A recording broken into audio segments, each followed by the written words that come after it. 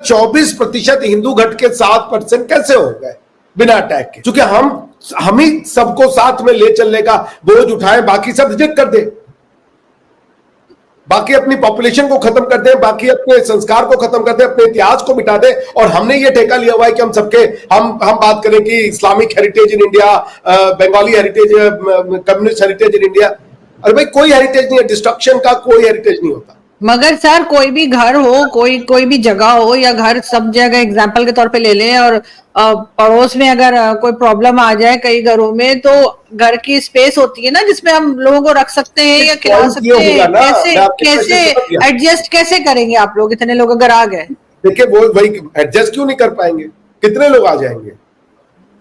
कितने लोग? कितने? वहां पे 1-1.5 करोड़ तो है शायद, नहीं? 1-1.5 करोड़ तो सारे तो आएंगे नहीं, और अगर 1-1.5 करोड़ भी आ जाते हैं तो बिल्कुल आने दीजिए। उसके बाद इंडिया जो है, जो उनका रिलेवेंट पार्ट ऑफ लैंड है, उसको भी इंडिया को क्लेम करना चाहिए आर्मी भेज करके, कि तुम अगर अपनी पॉपुलेशन को नहीं सस्टेन कर सकते तो एक और आर्मी कुटेगा, उसमें हिंदू राष्ट्र बनेगा एक।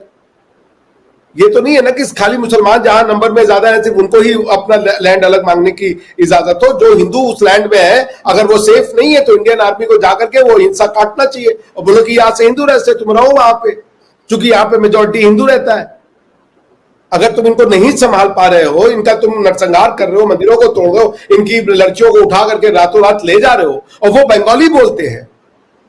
मैं तो समझ ही नहीं रहा हूं कि बंगाली हिंदू और मुस्लिम हिंदू में क्या अंतर हो सकता है, जब एथनिसिटी एक है, हिस्ट्री सेम है, सब कुछ सेम है। तुमको समझ ही में नहीं आ रहा भगवान तो के मानने से।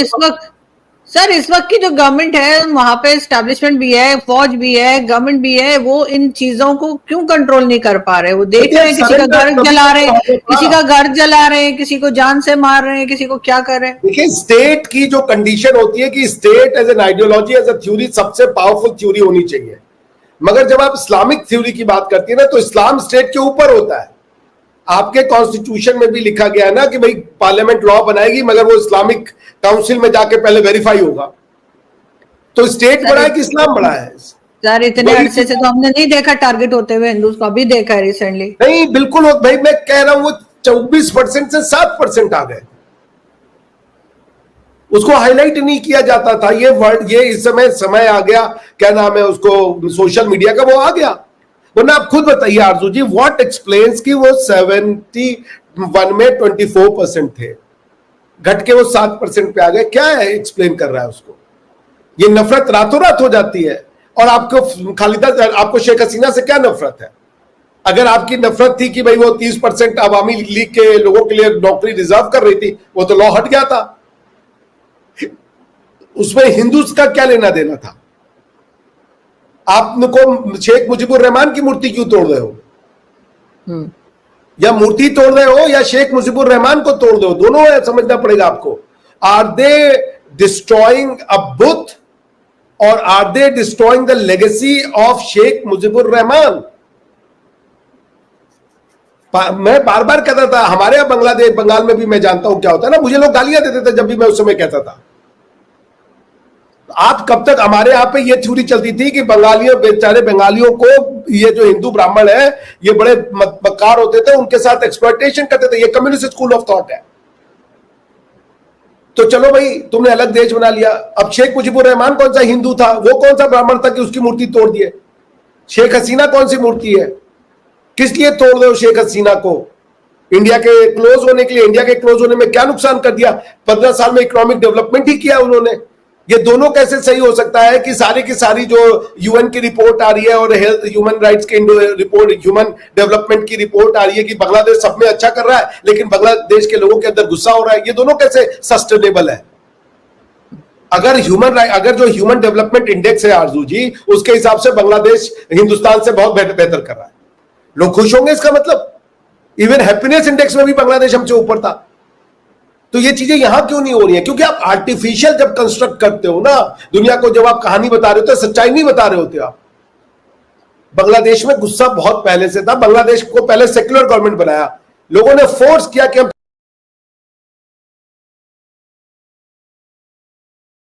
सेक्युलर नहीं चाहते, हमको इस्लामिक दो। उसके बाद उसमें बिस्मिल्लाह रहमान रहीम घुसेड़ा गया। फिर उसके बाद उसमें घुसेड़ा कि ये जो है एक इस्लामिक राष्ट्र है। अब वो ये भी कह रहे थे कि ये जो साड़ी है अरे ये इंडिया से जो प्रोडक्ट आता है उसको बैन करो बांग्लादेश में। उसके बाद ये भी हुआ कि जो ये शेख हसीना थी उन्होंने कहा अपनी अपनी माओ बहनों से बोलो कि साड़ी पहनना बंद कर दें, क्योंकि वो भी इंडियन है, वो भी हिंदू है। तो पॉइंट ये साड़ी हिंदू है, साड़ी हिंदू है नहीं, मतलब उन्होंने कहा, शेख हसीना जी ने ये कहा था, क्योंकि बांग्लादेश में ये डिमांड हुई कि इंडिया से आने वाले सामान का बाइकआउट करो, बाइकआउट इंडिया, ठीक है ना, इंडियन और हिंदू चीजें है बाइकआउट करो। तो उन्होंने कहा जो तुम्हारी माँ बहनें साड़ी पहनती है ये भी तो भाई हिंदू ही है ना, पहले इस्लाम से पहले से था ना, तो इसको भी बंद कर दो, जैसे पाकिस्तान ने बंद कर दिया है। पर बांग्लादेश में तो अभी भी लड़कियां जो मुसलमान है वो अभी भी साड़ियां पहनती है। ये तो बात मैं समझ ही नहीं पाता। पाकिस्तान का मुसलमान समझता है साड़ी हिंदू है और बांग्लादेश का मुसलमान समझता है साड़ी मुसलमान। सर वो ज़ावलक के, मैंने सुना है ज़ावलक के जमाने में कोई बैन लगाया गया था, उसके बाद हट गया। लोग पहनते हैं साड़ी पाकिस्तान में, ऐसा नहीं है। अच्छा ठीक है, साड़ी पहन रहे। मेरी मदर, मेरी दादी हमेशा साड़ी पहनती रही। आप तो नहीं पहनते ना पाकिस्तान में? मैंने एक आपके स्कॉलर को भी सुना हुआ है नहीं पहनते, साड़ी है, बिंदी है, वो उसको हिंदू मानते हैं। हाँ, बिंदी के ऊपर ऑब्जेक्शन हो रहा होता है, लेकिन ये कि साड़ी लोग साड़ी को भी मानते हैं। मैं बता रहा हूँ आपको, मैं नाम नहीं लेना चाहता, साड़ी बिंदी सबको हिंदू मानते हैं। मुसलमान होने के लिए इसको आपको छोड़ना पड़ेगा। इस हद तक तो सोच है। अर्जुन जी कैसे लड़िएगा? मुसलमान होने का मतलब है आपको अल्लाह के करीब जाओ ना जाओ, हिंदू से दूर जाओ। भाई मुसलमान होना है तो अच्छी चीज है, अल्लाह के करीब जाओ, इबादत करो, खुश करो अल्लाह को। नहीं जी हम तो अपना कपड़ा चेंज करें पहले तो, ओ भाई अल्लाह को क्या फर्क पड़ रहा है उस कपड़े से? तो पॉइंट ये कि आप बांग्लादेश जिस रास्ते पे, भाई डायरेक्ट एक्शन डे जहां हुआ था, सोहारवर्दी ने कहा था मैं हिंदुस्तान के, बंगाल के हिंदुस्तान की वो बदल के रख दूंगा, क्या नाम है, जीन्स। फिर वही स्टेटमेंट पंजाबियों ने कहा कि हम बंगालियों की जीन्स बदल देंगे। दिस इज कर्म। मैं फिर ये कह रहा हूं कि ये तो it was always on the card, it was always on the card. मुझे पता था ये होगा, बंगाल में भी होगा ये, इसीलिए चुप्पी छाप ली है ममता बनर्जी ने, चुप्पी। क्योंकि जिस बंगाल में 30% पॉपुलेशन मुस्लिम है और वो खोल के कहते हैं we are proud to be, ये गंगा जमुना तजी, वहां कुछ नहीं। जहां मुसलमान मेजॉरिटी हो गया वहां ना मंदिर होगा ना कोई घंटी बजेगी, कुछ नहीं। ये सब जहां पे हिंदू मेजॉरिटी है वहां पे ये सब चलता है इंडिया में। दोस्तों लगातार हम आपको बांग्लादेश से जुड़ी हुई खबरें लेकर आ रहे हैं और आज शेख हसीना ने एक बहुत बड़ा खुलासा किया है। उन्होंने कुछ दिन पहले कहा था कि एक गोरा मेरे पास आया था और वो हमारे देश के आसपास यानी एशिया में एक मिनी यूएसए बनाना चाहता था, यानी क्रिश्चियन कंट्री बनाना चाहता था, ऐसा उनका कहना था। लेकिन आज उन्होंने साफ साफ लफ्जों में यूएसए का नाम लेकर उन्होंने कहा कि यूएसए हमसे एक आइलैंड मांग रहा था, लेकिन पीछे कई महीनों से वो लगातार इस बात के लिए प्रेशराइज कर रहा था शेख हसीना को कि आप हमें अपनी जमीन दें। लेकिन शेख हसीना ने बिल्कुल साफ तौर पर मना कर दिया था और जिसके कारण से ये जो बांग्लादेश में सत्ता परिवर्तन हुआ उसमें यूएसए का बहुत बड़ा हाथ बताया जा रहा है। और उन्होंने साफ तौर पर आरोप लगाते हुए यूएसए के बारे में कहा कि तख्ता पलट जो हुआ है वो यूएसए के कारण हुआ है। अगर मैं सरेंडर कर देती तो शायद मेरी पार्टी ना गिरती, मुझे रिजाइन ना देना पड़ता, लेकिन चूंकि मैंने उनके साथ समझौता नहीं किया और जिसके कारण से आज मेरी सरकार गिर गई है। इस द्वीप पर अमेरिका अपना एयरबेस बनाना चाहता था ताकि वो चाइना पर निगरानी रख सके और एशिया में भी अपना कब्जा जमा सके। आप ये देखिए, चाइना से पाकिस्तान इतना ज्यादा लोन ले चुका है कि वो अब हर चीज चाइना के कहे मुताबिक उसको करना पड़ेगा। पाकिस्तान ने पैसों के बदले अपना एयरबेस अफगानिस्तान के खिलाफ यूएसए को दिया था और यूएसए में आज कोई अगर टक्कर दे सकता है तो कायदे में वो चीन है। इस बात से हम इनकार नहीं कर सकते, क्योंकि पाकिस्तान के ऊपर कर्जा चीन का इतना ज्यादा है कि वो दुश्मनी छोड़ो बिना उसके परमिशन के हिल तक नहीं सकता। एयरबेस देना तो बहुत दूर की बात है और भारत से तो उम्मीद अमेरिका बिल्कुल भी ना करें, क्योंकि भारत कभी भी ये चीजें नहीं करेगा कि वो अपनी जमीन पर किसी को एयरबेस बनाने का मौका दे या जो अपने पास एयरबेस है उसका इस्तेमाल करने की इजाजत दे किसी दूसरे देश के खिलाफ। और यही कारण है कि यूएसए के पास पे सिर्फ एक ही देश नजर आया, वो है बांग्लादेश। और बांग्लादेश में शेख हसीना रही हैं जिन्होंने